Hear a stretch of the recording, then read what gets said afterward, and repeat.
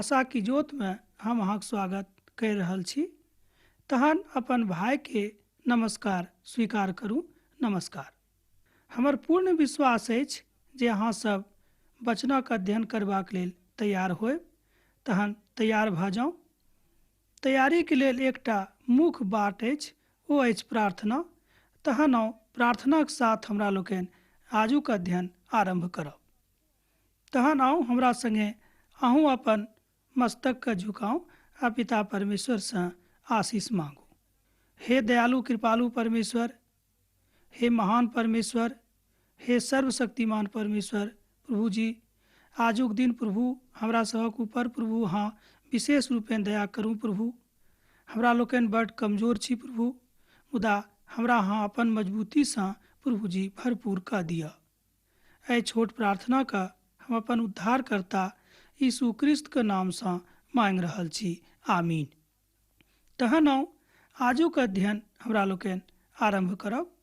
एहिसँ पहिने जे हमरा लोकनि अध्ययन केने छलहुँ हेँ, जे इब्राहिम अपन एकलौता बेटा इसहाकक बलि चढ़ेबाक हेतु तैयार भऽ गेलाह आ ओतऽ ओ तैयारी करलाक बाद जतऽ पिता परमेश्वर हुनका बतौने रहथिन ओतऽ ओ चलि देलखिन। एहि बातक हमरा लोकनि देख सकलहुँ हेँ। तहन काज यह अछि जे हमरा लोकनि कोना कई बातक बुझब।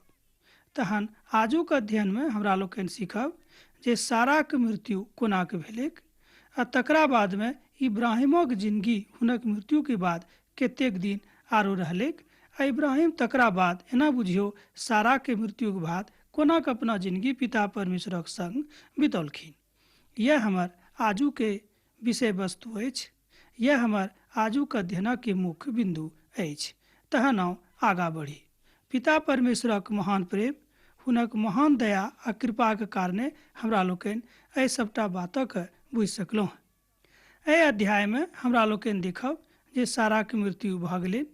तहन इब्राहिम अब हुनका मृत्यु के बाद कोना के अपना जिंदगी बिताबैत छथि। जेना हम पहिनहिए अहाँ से कहने छलहुँ हेँ कि इब्राहिम अब अपन पिताक विश्वास में मजबूत भऽ गेल छलाह। एकर मतलब ई नहीं भेलै कि इब्राहिम एकदम एना कहियो कि पक्का भऽ गेल छलाह आ परिपूरित भऽ गेल छलाह, से बात नहीं अछि। किएक तऽ इब्राहिमक जिंदगी में भऽ सकैए कोनो तरहक कमजोरी हेतैक, जेना हमरो सभक जिंदगी में अछि। किएक तऽ जेना हमरा सब मनुख छी, एही तरह इब्राहिमो एकटा मनुखे छलाह। अब इब्राहिमक हमरा लोकनि देखबै एकटा ओते ओ गुफा खरीद कऽ ओते ओ रहैत छलाह जतऽ ओ सारा का माठ देलखिन। गुफा एना कहियो ओ किनका से खरीदलखिन आ कोना हुनका माठ ओतऽ देलखिन, से हमरा लोकनि एहि अध्ययन में देख सकलहुँ। तेँ अध्याय के दूटा पदक जँ पढ़ि लिए तऽ बड्ड नीक रहत। सारा अब अपन एना कहियो कि 127 बरखक अवस्था में पहुँचली। तकरा बाद ओ एना कहियो वही ठाम मरि गेली, अर्थात वही अवस्था में मरि गेली। जाहि जगह अखन कनान देश में अछि, जे हेब्रोन सेहो कहाबैत अछि। तेँ साराक कारणे इब्राहिम ओतऽ एना कहियो ओहि ठाम रहि गेलखिन। ई बात सेहो बतायल गेल छै। एहि बातक अध्ययन अहाँ जँ एकहम आ दोसर पद के जँ पढ़बै तऽ ओतऽ अहाँ देख सकलहुँ। कनेक एहि बातक दिस विशेष ध्यान दियौक जे साराक अवस्था तखन 127 बरखक भऽ गेल रहनि। तहन इब्राहिमक एना कहियो मुर्दाके लगसँ उठि कऽ ओतऽ जाय पड़लखिन जे हम अब कतऽ लऽ जाऊँ, कतऽ हुनका गाड़बनि। ई एकटा बात हुनका जिंदगी में रहैक। तहन तेसर आ चारिम पद के कनि देखियौ। तहन इब्राहिम मुर्दाक लगसँ उठि कऽ बाजय लागलखिन जे हम तऽ अहाँक मध्य पाहुन आ परदेशी थिकहुँ हेँ, मुदा अहाँ अपन कब्रिस्तानक मध्य हमरो एकटा जगह दिअ जतऽ हम हुनका गाड़ि सकी। एहिठाम हुनकासँ अर्थ अछि हुनक पत्नी सारासँ। मुर्दाके गाड़े के बात भेल, किएक तऽ हुनक मृत्यु भऽ गेल रहनि। तहन हुनका गाड़े के प्रश्न आबि गेल रहै। इब्राहिम ओतऽ स्वयं के परदेशी आ एना कहियो अनभिज्ञ मनुख कहैत छथिन। जाहि जगहके ओ एहिठाम वर्णन कयल गेल छै। कथा प्रभु परमेश्वरक कहने छलखिन जे हम तऽ एहिठाम परदेशी थिकहुँ हेँ। ई बात इब्राहिम ओतऽ के लोकसँ कहैत छथि, अर्थात ओहिठाम ई बातों को अनभिज्ञता व्यक्त करैत छथि कि ओहि जगहक विषयमे बेसी नहि जानैत छथिन, किएक तऽ एहि तरहक बात ओहिठाम आबि गेल रहैक। अब देखियौ एकटा बात एहिठाम आरो अछि। भऽ सकैत अछि कि हुनक मृत्युसँ अर्थात अपन पत्नीके मृत्युके कारणे साराके मनमे एना कहियो कि इब्राहिमक मनमे कोनो तरहक तकलीफ भऽ गेल रहनि, किएक तऽ सारा जहन जीवित छलीह तहन ओ हुनका संग बड्ड नीकसँ रहैत छलीह। तहन साराके जिन्दगीसँ ई बात इब्राहिम सीखने छलखिन कि प्रभुक संग कोना रहब। एहिठाम किएक ई बात हम बाजि रहल छी, पति आ पत्नीके बीचमे जे सम्बन्ध अछि से बड्ड मधुर अछि।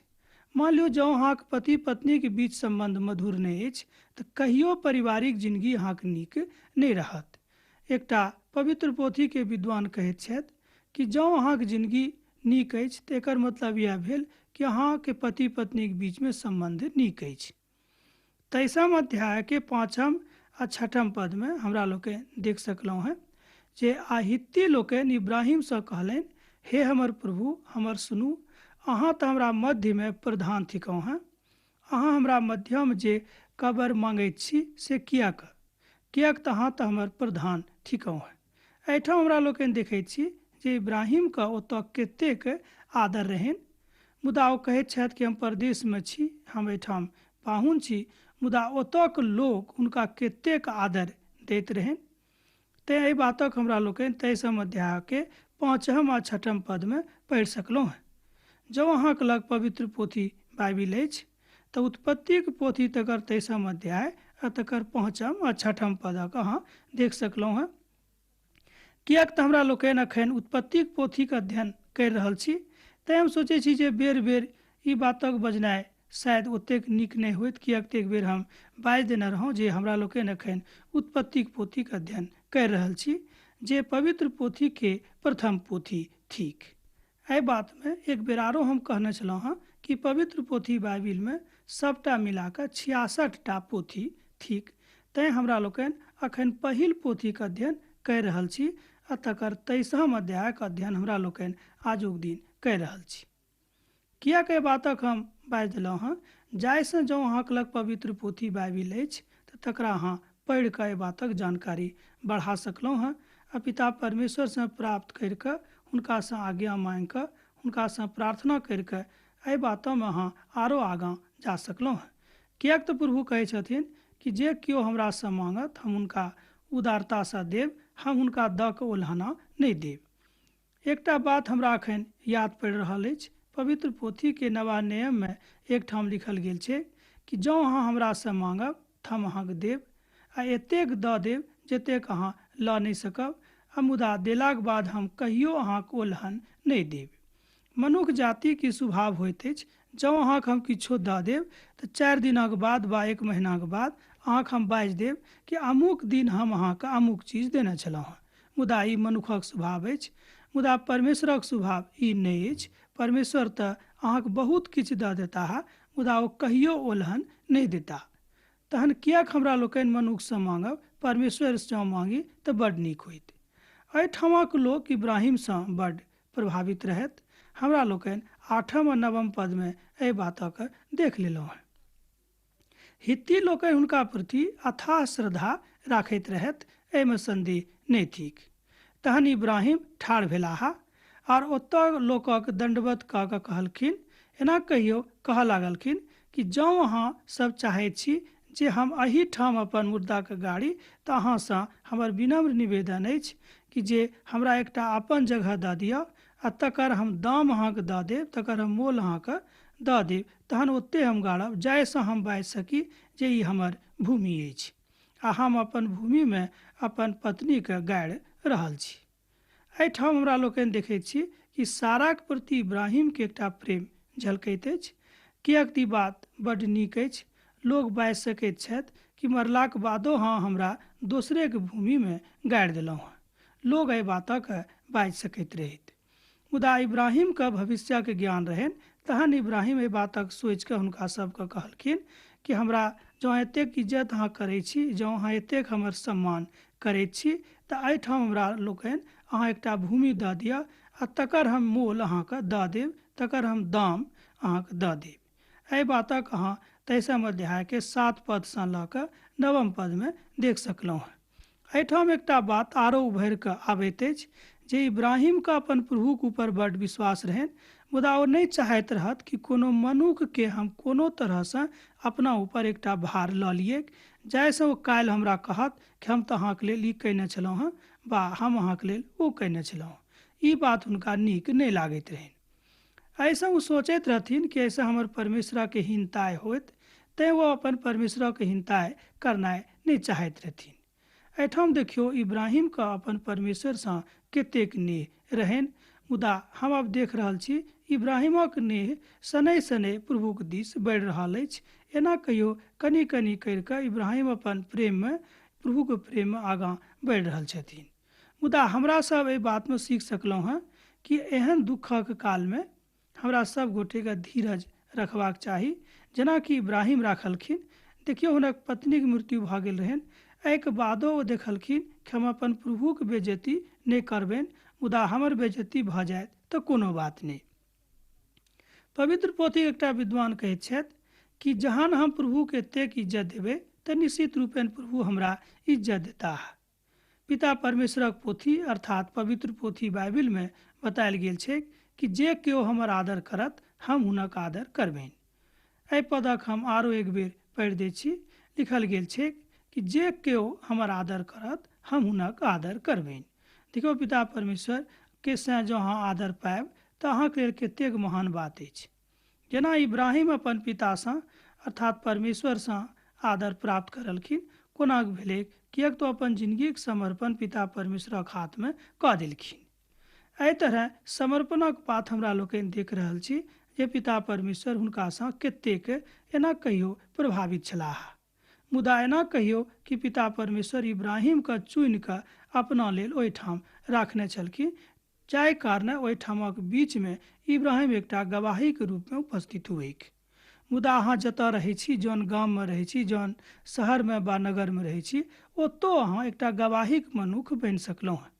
जँ अहाँके जिंदगी नीक रहत, जँ अहाँके आचरण नीक रहत तऽ लोक कहत कि हाँ देखियो ई भाइके आचरण बड्ड नीक अछि, ई भाइके जिंदगी देखियो कतेक नीक अछि, ई भाइके चाल चलन बहुत नीक अछि, अर्थात अहाँ ओतऽ एकटा नीक मनुखक रूप में जानल जायब। एहिके बाद जँ अहाँ परमेश्वरक माननाइ आरम्भ कऽ देबै तऽ निश्चित रूपेण अहाँके इज्जत, अहाँके सम्मान ओहि समाज में, ओहि गाम में, ओहि देश में, ओहि नगर में बढ़ि जायत, किएक तऽ पिता परमेश्वर ई बातक बुझै छथिन। आब एहिठाम देखियो एक गोटे एहिठाम कहै छथि पवित्र पोथीक विद्वान कि जँ संसार हमरा बेजतियो करत, जँ हमरा सम्मान नहियो करत तऽ कोनो बात नहीं, मुदा हम चाहै छी कि परमेश्वरक दृष्टि में हम एकटा सम्मानित मनुख बनि जाऊँ। की अहूँके विचार एहि तरहक अछि? कि अहूँ चाहै छी कि प्रभुसँ अहाँ सम्मान प्राप्त करी? तऽ ई अहाँके जिंदगी में भऽ सकैत अछि, किएक तऽ प्रभु अहाँसँ प्रेम करै छथि। जतेक मनुख जाति अछि ओ सब मनुख जाति से प्रभु प्रेम राखैत छथि। तैं देखियो आजुक दिन अहाँ अपन भाषा में ई बात सुनि रहल छी, परमेश्वरक वचन सुनि रहल छी। परमेश्वर कहैत छथि कि जँ अहाँ हमर आदर करब तऽ निश्चित रूपेण हम अहाँके आदर करब। अब एहिठाम देखियो इब्राहिम अपन पत्नी के मृत्यु भेलाक बादो परमेश्वरक आदर दै में आगाँ छलाह। ओ नहीं सोचलखिन कि हम एखन दुखित छी, मुदा दुखक काल में लोग किछु ने किछु बाजैत छथि।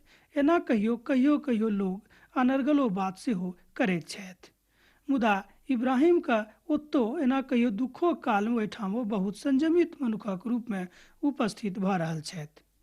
मुदा हमरो लोकनि इब्राहिम से ई बात सीख सकलहुँ हैं कि हमरो लोकनि दुखक काल में एकटा संयमित मनुखक रूप में उभरि कऽ मनुखक सामना में आबि सकैत छी। एहि कारणे हमरा लोकनि परमेश्वरसँ आदर पाबि सकलहुँ। पवित्र पोथी एकटा विद्वान कहै छथि कि जे केओ अप्रभुसँ आदर प्राप्त करै छथि या बुझियौ कि हुनका लेल एहि संसार में तऽ कोनो बात नहीं, मुदा परमेश्वरक लोक में हुनका लेल बहुत नीक जगह तैयार भऽ रहल अछि। एना कहियो कि जतऽ अहाँ जायवला छी ओ एकटा लुकायल जगह छैक, मुदा अहाँ ओतऽ जायब, ई बात यूहन्नाक रचल सुसमाचार में बतायल गेल छैक। ओतऽ यूहन्नाक रचल सुसमाचार में लिखल गेल छैक। एहि अध्ययन से अहाँ सीख सकलहुँ हैं कि प्रभु यीशु मसीह के ओतऽ आगमन भऽ रहल अछि। तहन ओतऽ यूहन्ना कहै छथि कि संसारसँ प्रभु परमेश्वर एतेक प्रेम करलखिन जे ओ अपन एकलौता पूत के दऽ देलखिन, जाहिसँ जे केओ हुनका ऊपर विश्वास करत ओ नाश नहि होइत मुदा अनंत जिंदगी प्राप्त करत। जँ अहूँ चाहै छी कि अहाँ अनंत जिंदगी प्राप्त करी तऽ अहूँ प्रभु यीशु मसीहसँ नेह करू, हुनकासँ नेह करनाइ आरम्भ कऽ दियौ, अपन पापक स्वीकार करू आ कहियो प्रभु हमरासँ गलती भऽ गेल, आब हम एहि तरहक गलती नहि करब। जे केओ एहि संसारमे आयल छथि ओ आइ नहि तऽ काल्हि एहि संसारके छोड़ि कऽ जेबेटा करता एहिठाम नहि रहता। मुदा हमर जतेक उपस्थिति एहि संसारमे अछि, जतेक हम धन सम्पत्ति जमा कयने छी, ओहि सभटा वस्तुके हमरा लोकनि छोड़ि कऽ एहि संसारसँ विदा भऽ जायब। एहि बातक जानकारी अहूँके होइत, एहि बातक जानकारी सब मनुक्खके अछि, मुदा केओ मानैत नहि अछि। जँ अहाँ प्रभुसँ निश्चित रूपेण प्रेम राखै छी, हृदयसँ हुनका प्यार करै छी, तऽ निश्चित रूपेण एहि बातक अहाँ मानबै कि प्रभु अहाँसँ नेह करै छथि आ देखियौ हुनक नेह कतेक महान अछि। तैँ हम कहब हमर श्रोता भाइ बहिन, हम अहाँसँ बाजि रहल छी, अहीँसँ कहब, अहाँसँ हाथ जोड़ै छी कि प्रभुसँ जँ अहाँ नेह करनाइ आरम्भ कऽ देने छियै तऽ अहाँ पाछाँ नहि हटब, किएक तऽ शैतान अहाँके जिन्दगीमे आबि कऽ तरह तरहक व्यवधान आनि देत, जाहिसँ अहाँ प्रभुके प्रेमसँ अलग भऽ सकलहुँ हेँ आ इएह बात अहाँके लेल नीक नहि होइत। मुदा अहाँ अपन जिन्दगीमे सर्वोपरि स्थान प्रभु यीशु मसीहके दियौन, पिता परमेश्वरक दियौन, तहने अहाँ अपना जिन्दगीमे आगाँ बढ़ैत रहब आर हुनका सुनैत रहब, तहने अहाँ आगाँ बढ़ब। पवित्र पोथी एकटा विद्वान कहैत छथि कि जे केओ आब प्रभु यीशु मसीहके संग छथि, एना बुझियौ कि हुनक जिन्दगीके पार भऽ गेलनि, अर्थात हुनक जिन्दगीके नाव एहि पारसँ ओहि पार भऽ गेलैक। मुदा आब जँ अहाँ यीशु मसीहके संग नावमे सवार छी तऽ इएह बुझियौ कि प्रभु यीशु मसीह अहाँके संगतिया छथि, प्रभु यीशु मसीह अहाँसँ प्रेम करै छथि। ई सभटा बातक अहाँ सीख सकलहुँ हँ। तहन हम अहाँसँ आग्रह करब कि 23 अध्यायके 13 पदसँ लऽ कऽ 16 पद धरि अहाँ पढ़ि कऽ देखू। जँ अहाँके लग पवित्र पोथी बाइबिल अछि तऽ एहि सभटा बातक ओतऽ स्पष्टीकरण कयल गेल छै। मुदा एहि पदक अहूँ एकटा आखिरी बात हम पढ़ि दै छी। तहन ओतऽ अपन पत्नीके गाड़ि देलखिन जतऽ ओ जमीन खरीदने छलखिन, मुदा ओ बुझि गेलखिन कि आब हमर ई अपन जमीन अछि, ओतऽ ओ गाड़ि देलखिन। एहि बातक अर्थ इएह होइत अछि। मुदा जँ अहाँके लग पवित्र पोथी बाइबिल अछि तकर 23 अध्यायके 13 पदसँ लऽ कऽ 16 पद धरि एहि बातक अहाँ सीख सकलहुँ हँ। अर्थात एहि चारो पदमे अहाँ देख सकलहुँ हँ कि प्रभु अहाँसँ कतेक नेह करै छथि। मुदा तहन सकल कारणे हमरा लोकनि बुझि सकलहुँ हँ कि हमरा लोकनि जे एहिठाम दैहिक जिन्दगीके लऽ कऽ जी रहल छी, हमरा लोकनि जे एहिठाम मानसिकताके लऽ कऽ चलि रहल छी, ओ मानसिकता नीक नहि अछि, किएक तऽ ई मानसिकता हमरा सब गोटेके परमेश्वरसँ अलग करैवला मानसिकता अछि। तैँ 23 अध्यायके 16 पदमे ई बात बतायल गेल छै। ओतऽ लिखल गेल छै कि जे भूमि हुनका भेटलनि ओतऽ ओ अपन पत्नीके, एना कहियो अपन पत्नी साराके ओहीठाम दफना देलखिन, ओहीठाम गाड़ि देलखिन। अब तऽ इब्राहिम एहि बातके जानैत रहथि जे ओ भूमि तऽ प्रभु हुनका देने रहथिन, किएक तऽ ओहि भूमिके दाम दऽ देने रहथिन। मुदा एहिठाम एहि दामसँ एकटा बात हमरा लोकनि आरो सीख सकलहुँ हँ कि अहाँ जतऽ छी ओतऽ अहाँ रहू। जँ अहाँ यहोशूके पोथीके पढ़बै, यह पुरना नियमक एकटा पोथी अछि, ओतऽ पहिल अध्यायके 5, 6 आ 7 पदमे बतायल गेल छै कि अहाँ जतऽ जतऽ जायब आ जतऽ जतऽ भूमिपर अहाँ पैर राखबै, ओहि सभटा भूमिके हम अहाँके दऽ देब, एना कहियो अहीँके नामसँ कऽ देब। एहि बातक आरम्भ इब्राहिमेके कालसँ एहिठाम भऽ रहल अछि। एहि बातक सांकेतिक चिन्ह इब्राहिमेके जिन्दगीसँ एहिठाम हमरा लोकनि देख रहल छी। तहन अब तऽ स्पष्ट भऽ गेल होइत कि इब्राहिम कतेक नीक मनुखक रूपमे उभरि कऽ सामनामे आबि रहल छथि। तैँ परमेश्वर एहि कारणे हुनका अपन दोस्त कहलखिन इब्राहिम हमर दोस्त छथि आ हम हुनक प्रभु छियनि। मुदा एतबे नहि, ओ इब्राहिमसँ बाचा बनलखिन, हम अहीँटाके नहि मुदा अहाँके पीढ़ी पीढ़ीके हम रक्षा करैत रहब। मुदा जँ अहाँके पीढ़ी हमरा संग रहत तऽ हम कहियो अहाँके पीढ़ीके नहि छोड़ब। मुदा हमरो लोकनि हुनके पीढ़ी थिकहुँ हैं, संपूर्ण मनुष्य जाति हुनके पीढ़ी थिकहुँ हैं। जँ अहाँ प्रभुके संग रहब तऽ निश्चित रूपेण अहूँ पिताके प्रेमसँ वंचित कहियो नहि होइब। देखियौ कतेक स्पष्ट बात आजुक दिन हमरा लोकनि पवित्र पोथी बाइबिलसँ सीख रहल छी, तहन हम कहब हे हमर मित्रवर, एहि बातक अहाँ विश्वास करू। तहन इएह कहब कि अध्ययन करलासँ तहने फायदा होइत जहन हमरा लोकनि प्रभुके प्रेमके बुझि कऽ आगाँ बढ़ब। देखियौ, एहिठाम दाम देलासँ मुदा हुनक मृत्यु भेलासँ हमरा लोकनि कतेक बातक कतेक आत्मिक ज्ञानक सीख रहल छी। किएक तऽ पवित्र पोथी बाइबिलमे बतायल गेल छै कि जतेक प्रभुक लोक छथि हुनक मृत्यु परमेश्वरक नजरिमे एकटा महान मृत्यु अछि। तैँ पवित्र पोथीमे बतायल गेल छै कि अब हम मृत्यु पर विजय प्राप्त कऽ चुकल छी। जँ अहूँ चाहै छी कि मृत्युके ऊपर विजय प्राप्त करी तऽ प्रभु यीशु मसीहके अपना जिंदगीमे स्वीकार करू, हुनका अपन उद्धारकर्ताके रूपमे स्वीकार करू, अपन पाप अंगीकार करू आ कहूँ, हे प्रभु, हमरा संगे अहाँ रहू। जँ अहाँ चाहै छी तऽ हमरा संगे अहूँ प्रार्थना करू। हम अहाँके लेल प्रार्थना करै छी। हे प्रभु, हमरा संग अहाँ रहू। प्रभु, हम अपन पापक स्वीकार कर रहल छी। हे प्रभु यीशु मसीह, अहाँ हमरा जिंदगीमे आबि जाउ। अब अहाँ अपन आँखि खोलि लिअ।